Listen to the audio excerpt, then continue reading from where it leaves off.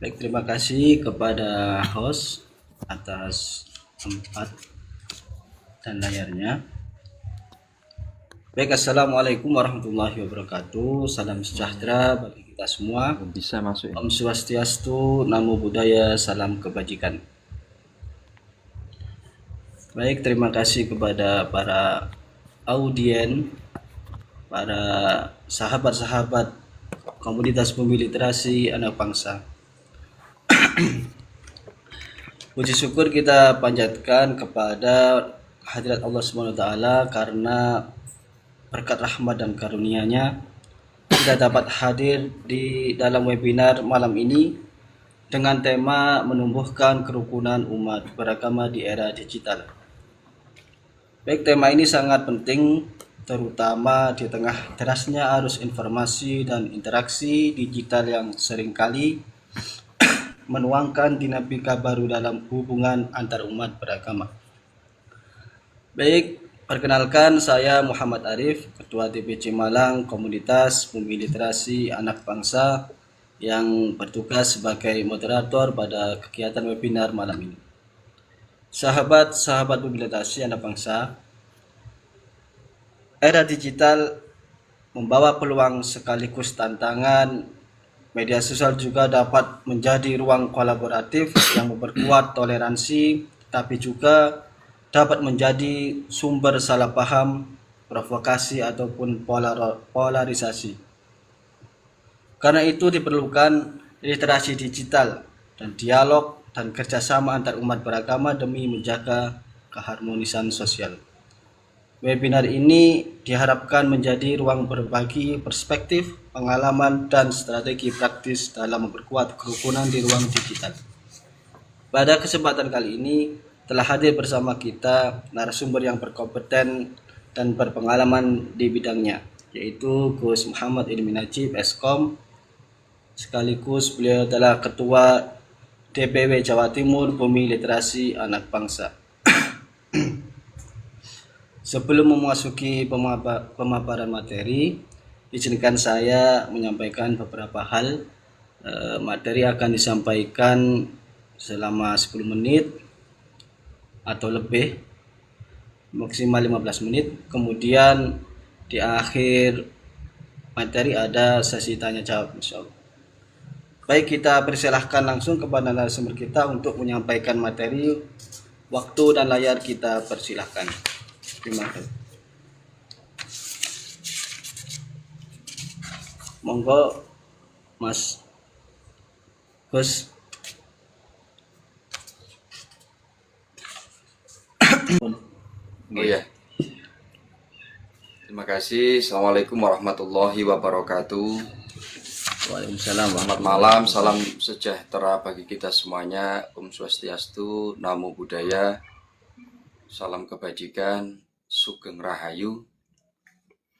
Pada malam hari ini saya mengucapkan terima kasih banyak kepada para jajaran penggerak komunitas Bumi Literasi Anak Bangsa, terutama dari direktur, kepada para penggerak dan anggota Dewan Perwakilan wilayah Bumi Literasi, wilayah Jawa Timur, dan seluruh Indonesia tentunya, dan para jajaran wilayah Malang, terutama kepada Bapak Arif ya, yang malam hari ini berjumpa dengan kita semuanya. Ya, langsung saja saya sampaikan, karena pembahasan malam hari ini adalah pembahasan yang sangat menarik, terutama untuk kalangan milenial ya, dan tentunya ini bagian dari amanah kebangsaan kita dalam menjaga sebuah kebinekaan. Konteksnya seperti itu. Ini sama halnya dengan materi moderasi beragama yang memang dicetuskan oleh Kementerian Agama ya pada waktu lalu, bahwasannya secara global agama itu ada dua hal dalam pemaknaan. Jadi agama secara universal ya, bukan secara nasional Indonesia, tapi bagaimana esensi agama itu sendiri dan dia diyakini oleh seluruh terutama seluruh wilayah dimanapun itu berada. Pertama yaitu bahwa agama adalah melindungi martabat kemanusiaan, dan konteks itu adalah untuk memuliakan derajat kemanusiaan. Itu yang pertama.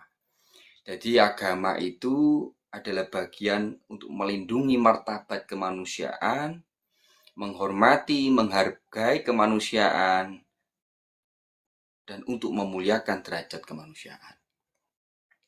Itu yang harus kita pegang pada era hari ini. Yang kedua adalah agama memberikan rahmat bagi seluruh alam.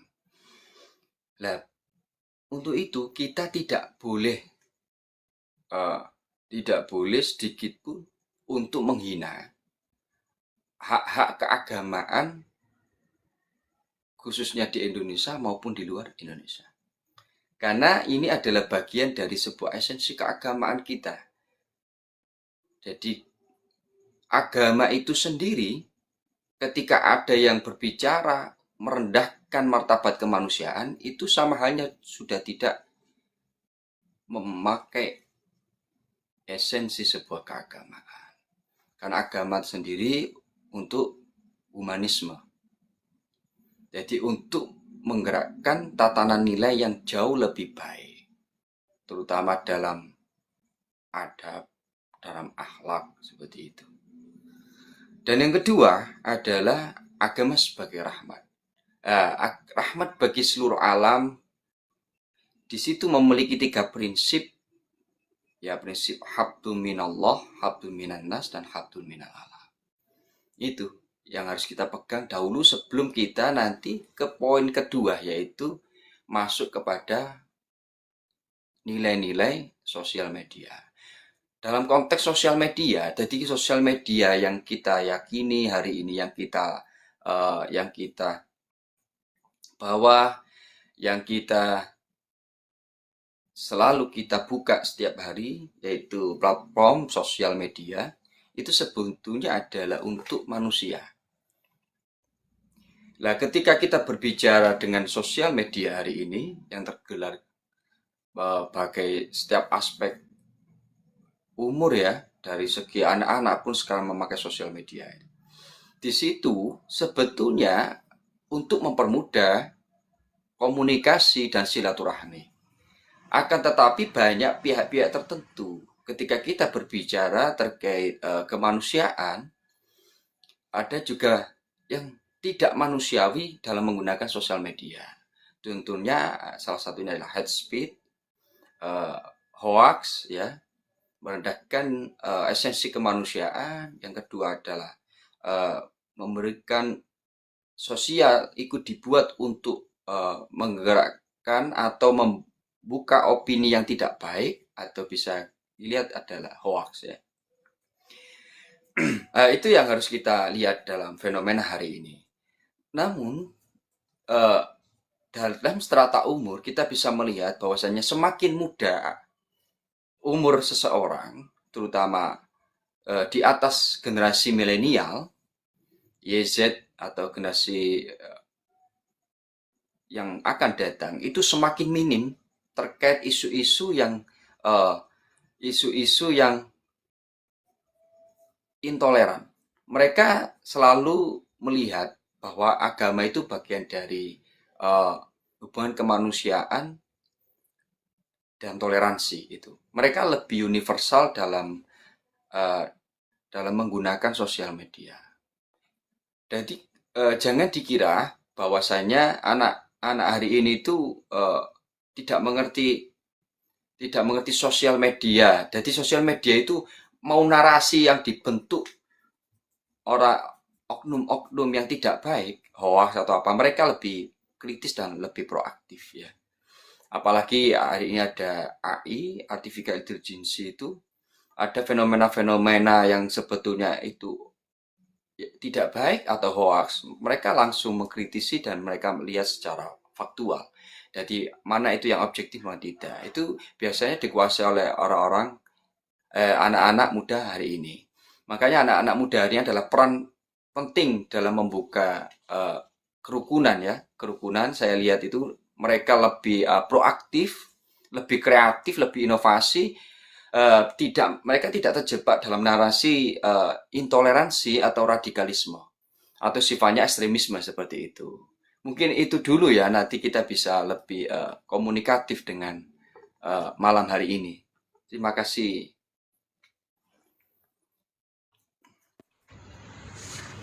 Baik, terima kasih disampaikan kepada narasumber atas pemaparannya yang luar biasa. Baik, mungkin ada pertanyaan dari para audien, silakan ditujukan atau ditulis di komentar. Monggo.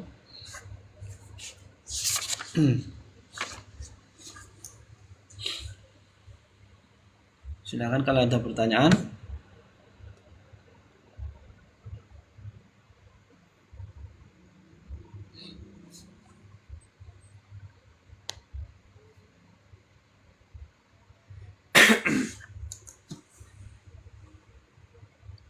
Mungkin kita buka pertanyaan 2 atau 3 pertanyaan.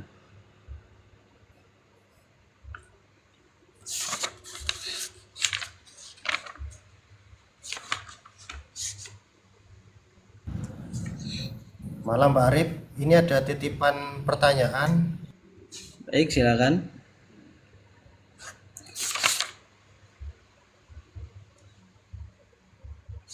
Mana tadi itu?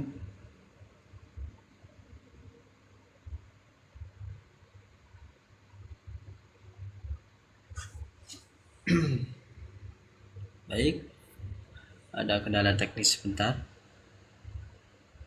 Ya, mohon maaf. Ini ada gimana? Host, ada pertanyaan gimana?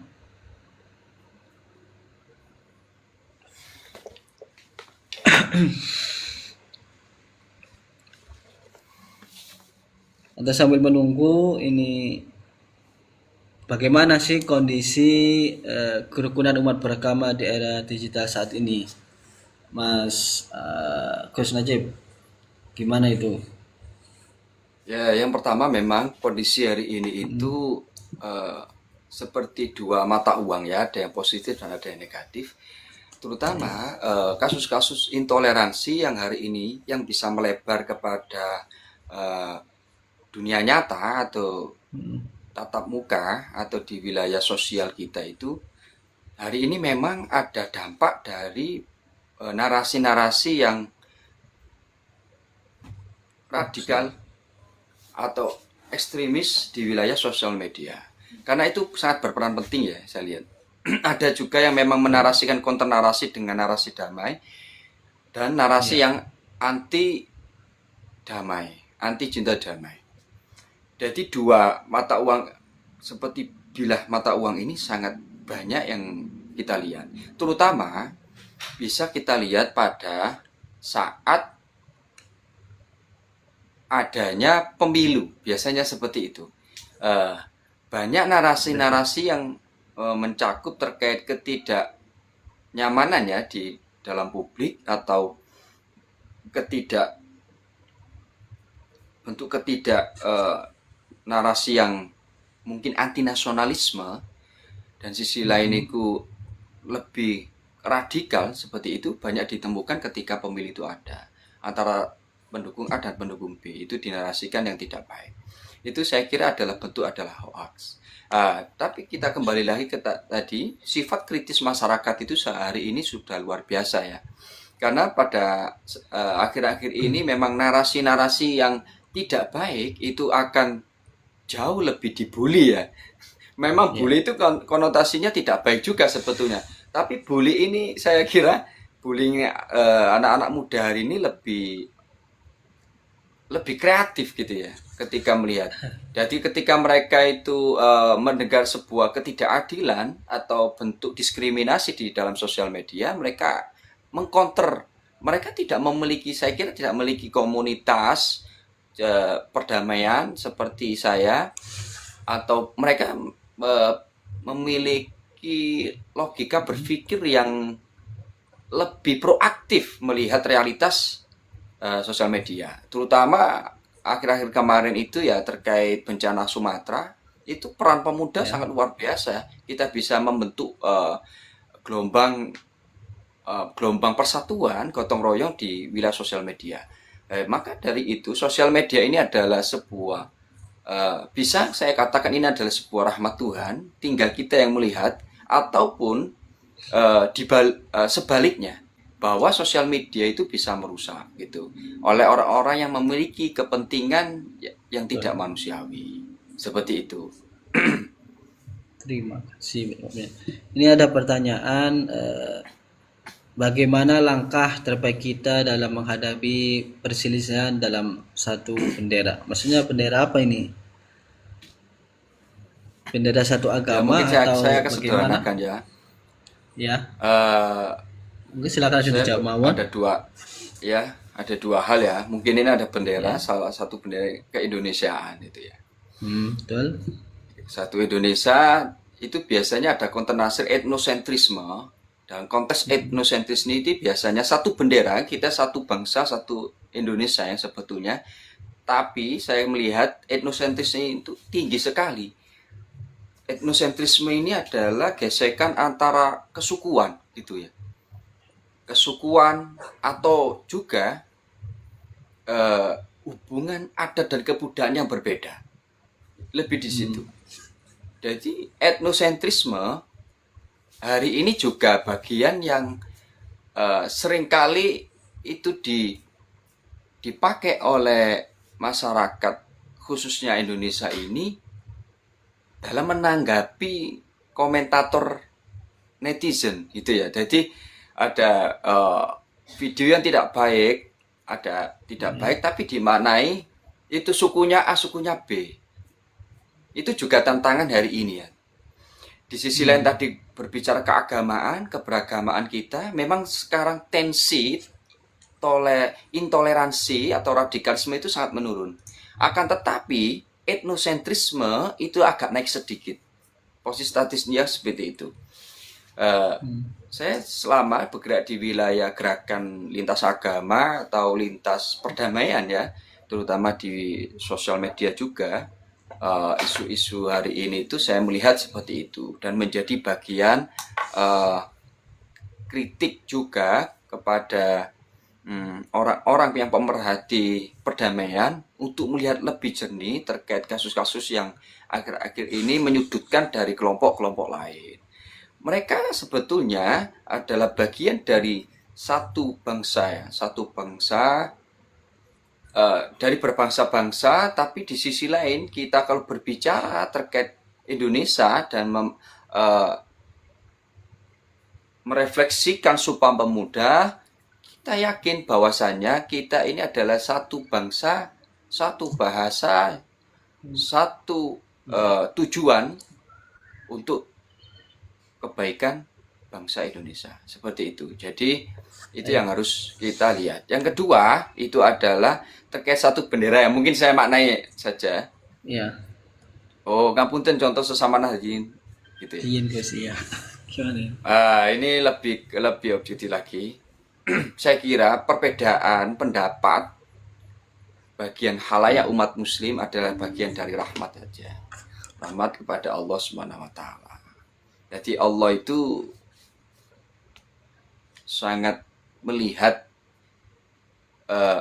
saya melihat bahwasanya di dalam firman Allah itu ada wa kadzalika ja'alnakum ummatan wasatan litakunu syuhada 'alan nasi wa yakuna rasul 'alaikum syahida.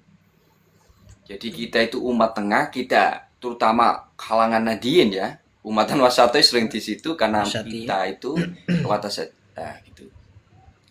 Tawassut ya, kita lebih ke tengah, kita jadi ada perbedaan pendapat di khalayak internal atau khalayak nadiin atau umat-umat yang lain, itu bagian dari sebuah rahmat. Meskipun dalam konteks kepemimpinan pun, karena itu bukan pemimpin Indonesia, kalau ini mungkin pemimpin Indonesia atau presiden kita berbeda, ini kita harus bisa meluruskan atau bagaimana untuk memberikan sebuah keislah, ya, konteks islah. Akan tetapi dalam konteks keagamaan kita, ya seperti itu, terutama orang Nahdliyin, ya, dan di situ ada supremasi nilai-nilai umatan wasaton, tawasud, ada tasamuh, ya, ada tawazun untuk keseimbangan. Itu adalah bagian dari sebuah rahmat dari Allah saja. Mungkin itu. Yeah. Baik. Ini ada pertanyaan lagi, Gus. Apa peran bumi literasi dalam menjaga kerukunan umat beragama? Gimana? Ya, hari ini kita harus bisa melek terkait konteks literasi, ya. Jadi semakin banyak orang itu membaca, jadi bukan membaca dalam konteks, saya membaca dalam konteks agama saya sendiri. Kalau berbicara konteks literasi, itu sifatnya universal, karena kita bisa membaca, bisa memahami dari pandangan orang lain. Karena dari kita bisa menggerakkan nilai-nilai literasi, itu kita sama dengan menggerakkan sebuah inklusi sosial, gitu. Ketika kita cinta membaca, kita mau membaca dari buku ke buku, kita diskusi dari pola pikir teman kita, pola pikir sahabat kita akan memberikan sebuah hal baru dalam kehidupan kita. Tanpa itu, kalau kita lebih meyakini diri kita sendiri dan kita berpikir hanya kita berdiskusi dengan kelompok kita saja, mungkin saya akan melihat tidak adanya inklusi, ya, lebih eksklusif. Ya.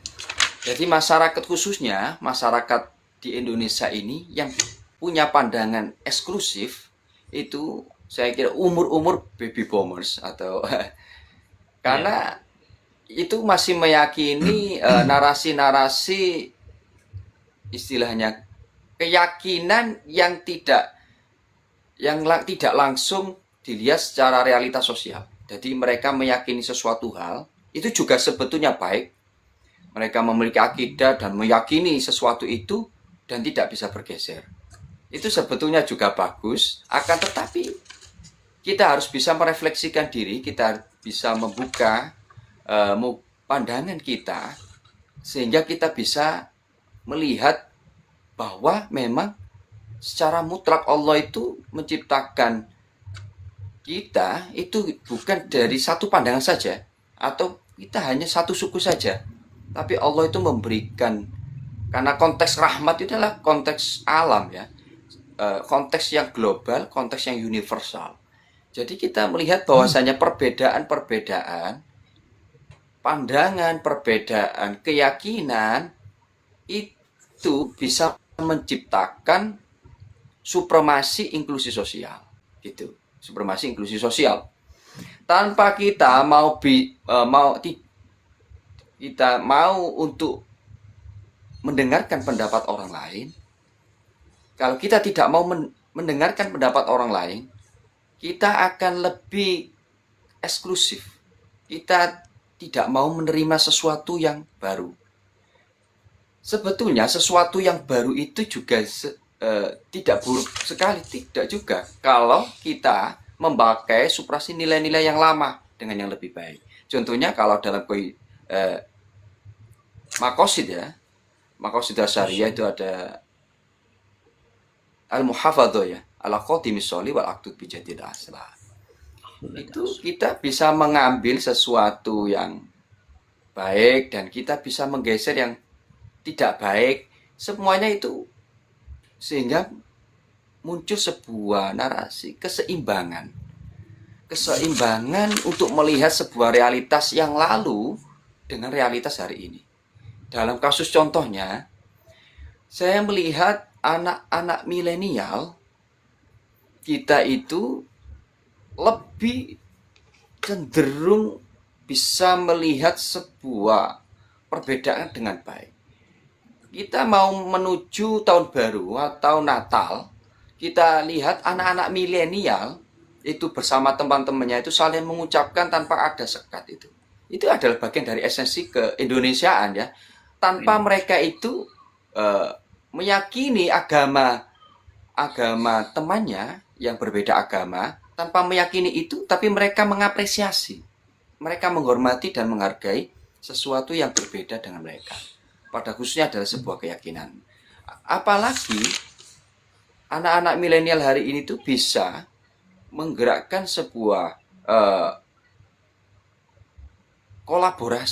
kolaboratif ini yang tidak dimiliki oleh generasi sebelumnya. Gitu. Saya kira hari ini saya yakin bahwa bangsa Indonesia, terutama rakyat Indonesia, lebih dewasa ya, seperti itu. Terima kasih. Baik, terima kasih atas jawabannya. Baik, sebelum kita akhiri, kami persilahkan Gus Ilmi Najib untuk menyampaikan pesan penutup. Baik, Mas. Oh ya, terima kasih. Bentar. Ya. Mohon maaf, meskipun jawaban-jawaban tadi itu ya belum, saya rasa belum cukup ya untuk melihat fenomena hari ini terkait